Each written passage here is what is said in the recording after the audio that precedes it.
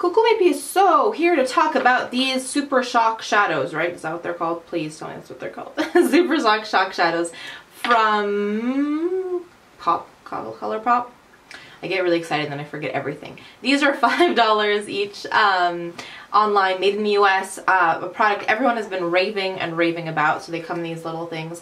My amazing sissy April sent me 6 of them for our box swap, and I have just been having the time of my life playing with them. I want to show you some swatches, show you what I did on my eyes with them today, and give you some general thoughts on them. I know everyone has sort of been giving their own 2 cents about them, and I don't know, I felt like doing this video anyways because these have been bringing me lots of joy, but I did have some specific tips and tricks and thoughts after sort of playing with them for about a week now, so I thought I would go through that. So the first thing that I'm going to do is I swatch these all. You have to make sure to close them up really tight afterwards, so I swatched them all in my hand and I'm going to show you a close-up in a second of all those colors. Okay, so that first beige one is Fringe. This one up by my top knuckle, so we're gonna go across and then down and across. Okay, so and then the yellow one is Juicer, and then that corally one, which I hope is showing up on camera properly.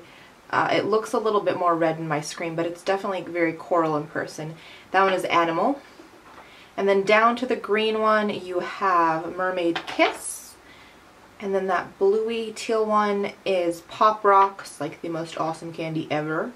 And then Envy is that purple one. Envy, there's a MAC mineralized eyeshadow that's a very similar color. And this one is $5, whereas those mineralized eyeshadows from MAC are 20-something dollars. The thing I want to show you is the kind of plate that this thing comes on. So you see how it's cracked? I told you got to be like pretty careful with them. I don't know if you can see underneath though, there's like a little silver plate. So it's just a little sort of little bouncy shadow on top of that plate. So the MAC shadow that Envy reminds me of, I just pulled it up on the website because it's going to bug me. It's called Young Punk. So that one is $26, this one is $5. It is basically the same color, the same kind of pretty sheen. So there you go, there's a little bit of a dupe there. This one in Fringe is similar to Urban Decay's Baked eyeshadow. It's not exactly the same, but it's quite similar. So you can definitely find some close-ish dupes. Envy and Young Punk are basically, I found, to be almost the same. This one is close-ish. So I'm going to pull you in and show you what I did on my eye. So all over my lid I used this color in Fringe. In the crease I just threw like a brown, I think it's Pebble by Bare Minerals. And then I put Juicer in my inner corner, Animal in my outer corner, and then I used Envy as a liner and a little bit underneath my eyes. I was having a weird liner day, so it's not exactly as sharp as I would like it, but I do like how the final look turned out. I will say that with Envy, the little bit that I put underneath my eye, I did have a little bit of fallout with that one. And I know it's from the bottom, not from the liner, because I did the liner first and then did a bunch of other things and then came back and did my under eye liner. So yeah, the fallout is from putting it underneath my eye. It's not horrible fallout, just sort of be careful with that and make sure you clean it up before you go out. If you're going to put this one as a liner. And then the other thing that I want to say is this color Animal, it looks really scary in here and even in that swatch. But as you can tell, like on my eyes, it's not like the most super highly pigmented. So I would say even if you're scared of color, you're not wanting to go super crazy all out color, this is not as pigmented as you would expect it to be. And so definitely don't be so scared that it's going to be too much intense. So what else was I going to tell you? Yeah, like I was saying about Animal, it's not as pigmented as you would expect. And so even when you swatch it, it does look very pigmented. On the eyes, it doesn't translate that way. And I imagine that these Pop Rock and Mermaid Kiss are probably going to be similar. So they're easy to build up because they're so nice and creamy and blendable. They are buildable. So I wouldn't say that like you're not getting your money's worth for color payoff. That color payoff will be, you can build it up. It's just also nice because you can get a really nice wash of color as well with these guys, which is really lovely.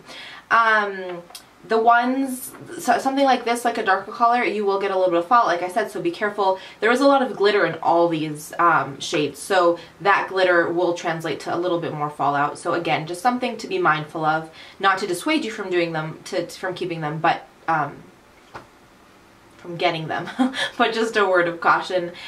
They are, in terms of texture, very, very creamy, very, very soft.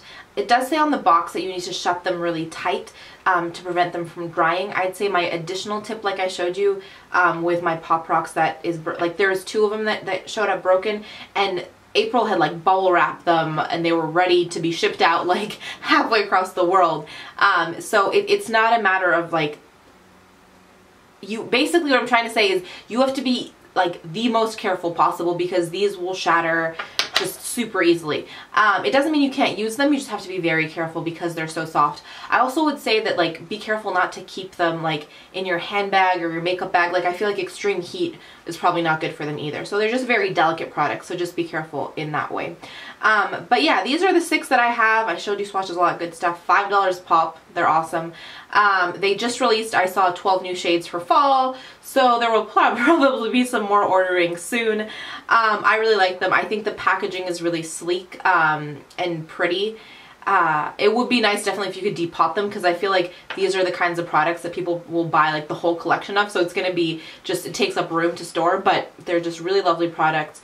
Worth the price. I would say the only thing that surprised me about them, I thought that they were going to be super high intensity color payoff right off the bat, and that's the one thing that was different than my expectation. They weren't super high pigment right off the bat on the eyes, but it's not a disappointment. It's unexpected for me. It wasn't up to my expectations, but because they're so buildable and they're so soft and creamy, I don't mind that I have to spend a little bit more time building them up.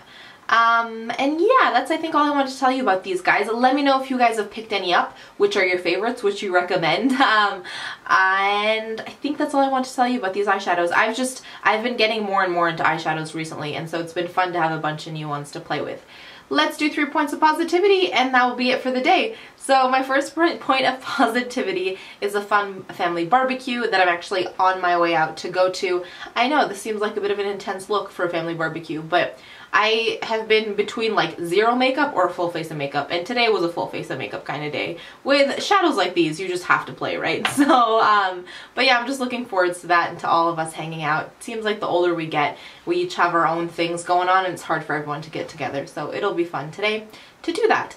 My second point of positivity is some amazing gelato. It's just been really, really warm, and I eat ice cream in the dead of winter. Like, let's not get that wrong. I visited my sister in London in October, and we were like the only ones. If anyone is in London, there is a gelato store in the middle of Covent Garden, and please tell me you've been there, because it is phenomenal. But legitimately, I was there in October and it was raining and gloomy, and the place was dead, and we went in like 3 days in a row, and he's like, "Are you sure you guys still want ice cream?" We're like, I'm just here to tell you that we live in the Arctic, and we eat ice cream even when it's minus 40. This little bit of drizzle ain't got nothing on us. So, I don't know where I was going with that. Oh, to tell you that I had gelato. Salted caramel gelato yesterday. So good. Still making me happy. And that's definitely my second point of positivity. My third point of positivity is my sweet sissy April. I was really quiet the last 2 days for no other reason than I've just sort of been running around trying to get just like life stuff together, and she's noticed my silence and just keeps checking in on me and wanting to make sure that I'm okay and sending love, and it warms my heart so much, so thank you, sissy. That's it for me today. Let me know what's been bringing you smile recently, what's adding sunshine and happiness to your life. Thank you guys for always being such a source of positivity and support. I truly, truly appreciate it, and I hope that I can send at least some of that back out to you. That is it for me today. I love you truly, and I just want to remind you that life is just too short to wear boring lipstick. Bye, guys.